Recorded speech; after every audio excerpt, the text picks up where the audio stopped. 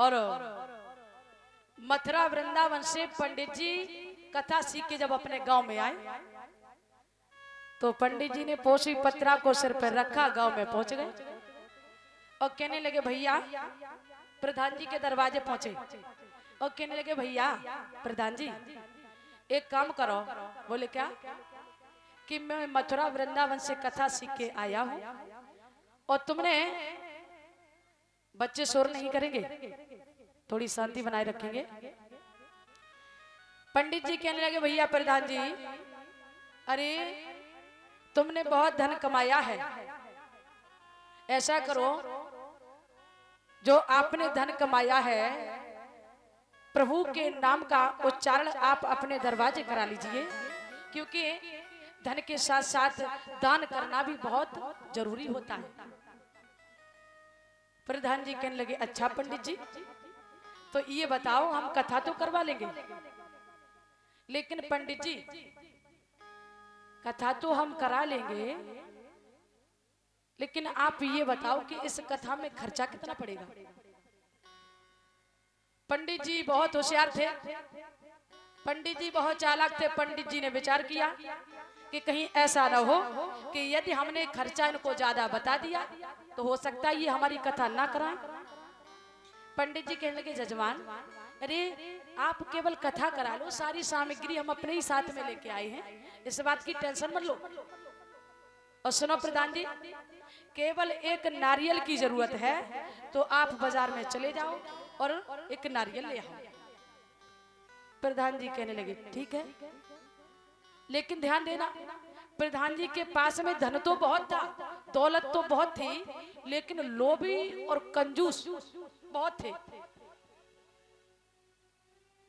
पंडित जी खड़े हो गए, कहने लगे प्रधान जी देखो धन माया की कमी नहीं है, आप ऐसा कीजिए कथा करा लो। कितना धन कमा लिया, कितने साल से प्रधानी रह रही है आपके पास, अरे कुछ तो भगवान के नाम की कमाई कर लो।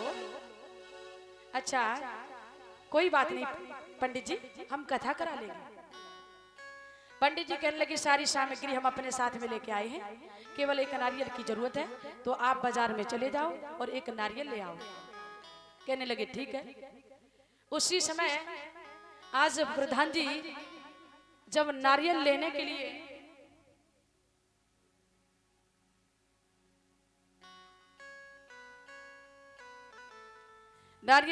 लिए बाजार में पहुंचे हैं, दुकानदार से बोले भैया हमें एक नारियल की जरूरत है, तो आप हमें एक नारियल दे दो।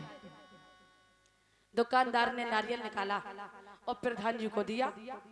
प्रधान जी पूछने लगे भैया आपने मुझे नारियल तो दे दिया, ध्यान देना आपने मुझे नारियल तो दे दिया, लेकिन ये बताओ कि इस नारियल की कीमत क्या। दुकानदार कहने लगा भैया इसकी कीमत कुछ ज्यादा नहीं, मात्र 5 रुपए है। प्रधान जी ने नारियल तो ले लिया, लेकिन नारियल लेकर के खड़े हो गए और विचार किया कि ये तो बहुत महंगा है। खड़े रहे। प्रधान जी बोले भैया ये 5 वाला नारियल क्या 4 रुपए में नहीं मिल सकता। दुकानदार बड़ा भोला भाला था, कहने लगा प्रधान जी देखो यदि 5 वाला नारियल आपको 4 रुपए में देंगे तो हमको बहुत घाटा हो जाएगा, इसलिए प्रधान जी मैं आपको एक उपाय बता रहा हूँ। बोले क्या? कि जो हमसे भी आगे जो छोटी दुकान दिखाई पड़ रही है, आप ऐसा करो उस दुकान पर चले जाओ, आपको नारियल मिल जाएगा। तो ध्यान देना प्रधान जी ने 1 रुपए की वजह से उस दुकान को छोड़ा और दूसरी दुकान पर पहुंच गए। बहुत बड़े कंजूस रहे हैं? और जाते ही जाते बोले भैया अरे मैं भगवान की कथा कराने जा रहा हूँ, सारी सामग्री तो पंडित जी लेके आए हैं, लेकिन हमें एक नारियल की जरूरत है, तो आप हमें एक नारियल दे दो। दुकानदार ने नारियल निकाला और प्रधान जी को दिया। प्रधान जी कहने लगे भैया ठहर जाइए, पहले आप हमें ये बताओ कि इसकी कीमत क्या है। कहने लगे इसकी कीमत कुछ ज्यादा नहीं, मात्र 3 रुपए है। अब प्रधान जी को और लालच पैदा हो गया, और लालसा पैदा हो गई कि हे भगवान, कहाँ 5 वाला नारियल और यहाँ तो बिगड़ कहे 2 रुपए गिर रहे हैं। प्रधान जी बोले भैया ये 3 वाला नारियल क्या 2 रुपए में नहीं मिल सकता? दुकानदार बोला भैया अगर आपको इतने सस्ते में नारियल दूंगा तो हमको बहुत घाटा हो जाएगा, लेकिन प्रधान जी आप परेशान मत होइए, मैं आपको उपाय बता रहा हूँ। बोले क्या? कि जो आगे आप हमसे भी छोटी दुकान देख रहे हैं ना, उस दुकान पर चले जाइए, आपको नारियल मिल जाएगा। तो ध्यान रखना परीक्षित महाराज, आज 1 रुपए की वजह से प्रधान जी ने उस नारियल को छोड़ दिया और फिर दूसरी दुकान पर पहुंच गए। बहुत बड़े कंजूस। कहने लगे भैया ऐसा करो, हमें एक नारियल की जरूरत है तो आप हमें एक नारियल दे दो। दुकानदार ने नारियल निकाला। प्रधान जी कहने लगे भैया ये बताओ कि इस नारियल की कीमत क्या है? कहने लगे इसकी कीमत कुछ ज्यादा नहीं, मात्र 1 रुपए है। अब तो प्रधान जी और चक्कर में पड़ गए, हे भगवान। कहने लगे भैया, दुकानदार से बोले प्रधान जी भैया ये बताओ ये 1 वाला नारियल क्या फ्री में नहीं मिल सकता? दुकानदार को क्रोध आ गया। दुकानदार कहने लगा क्या तुम्हारी बुद्धि तो नहीं खराब हो गई? अरे जब मैं फ्री में नारियल बेचूंगा तो हमें फायदा क्या होगी, तो मैं दुकान क्यों लगाऊंगा? दुकानदार समझ गया कि ये बहुत बड़े कंजूस है, बहुत बड़ा लोभी है। दुकानदार ने एक उपाय बताया, प्रधान जी देखो अब तुम ऐसे नारियल तो खरीद नहीं पाओगे, लेकिन मैं तुम्हें एक उपाय जरूर बता रहा हूँ। बोले क्या? कि ऐसा करो प्रधान जी, जो आप अपने गांव के लिए जब जाते हो तो जब आगे बढ़ोगे तो तुम्हें एक नारियल का वृक्ष मिलेगा, उस वृक्ष पर चढ़ जाना, तुम्हें नारियल भी मिल जाएगा, तुम्हारे पैसे भी बच जाएंगे और तुम्हारी कथा भी हो जाएगी। तो ध्यान देना। आज प्रधान जी कहने लगे हाँ भैया ये बात तो सही है। अब प्रधान जी ने लोभ की वजह से उस नारियल को छोड़ा और आगे बढ़े हैं तो क्या देखा कि नारियल का वृक्ष है। अब प्रधान जी लालच और लोभ की वजह से उस वृक्ष पर चढ़ गए और ऊपर चढ़ करके प्रधान जी ने क्या किया कि उस वृक्ष में दोनों पैर फंसा लिए और जैसे ही नारियल तोड़ने के लिए झटका मारा तो नारियल तो नहीं टूटा, लेकिन प्रधान जी के दोनों पैर खुल गए।